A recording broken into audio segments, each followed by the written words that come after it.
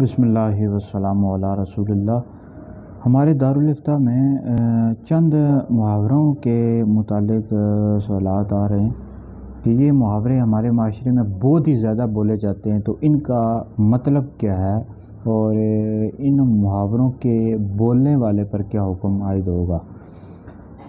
ایک محاورہ جیسے ہمارے معاشرے میں بہت زیادہ بولا جاتا ہے کہ اللہ رب العزت کے ہاں دیر ہے دیر نہیں۔ تو اس محاورے کا کیا مطلب ہے؟ اس کا مطلب یہ ہے کہ اللہ رب العزت سے جو کچھ بھی مانگا جائے اللہ رب العزت عطا فرماتا ہے۔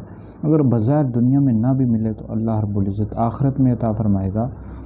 تو بہرحال یہ جو جملہ ہے اس کے بولنے والے پر کفر نہیں ہوتا، مطلب یہ ہے کہ بولنے والا دائرہ اسلام سے خارج نہیں ہوگا۔ اور اسی طرح یہ جملہ بولا جاتا ہے کہ وہ تو اللہ میاں کی گائیں ہے۔ تو بہرحال یہ بھی ایک محاورہ بولا جاتا ہے، یہ بھی کفر نہیں ہے۔ مطلب یہ ہوتا ہے کہ وہ بندہ یعنی بہت ہی زیادہ سادہ ہے۔ بعض بندے ہوتے ہیں نا بہت ہی سادہ طبیعت ہوتے ہیں، تو اس طرح کے جملے بول دیے جاتے ہیں، لیکن اللہ کے نام کے ساتھ میاں کا لفظ بولنا منع ہے۔ یہ نہیں بول سکتے اللہ میاں نہیں کہنا چاہیے، منع ہے۔ تو بہرحال یہ بطور محاورہ کے ایک جملہ بولا جاتا ہے۔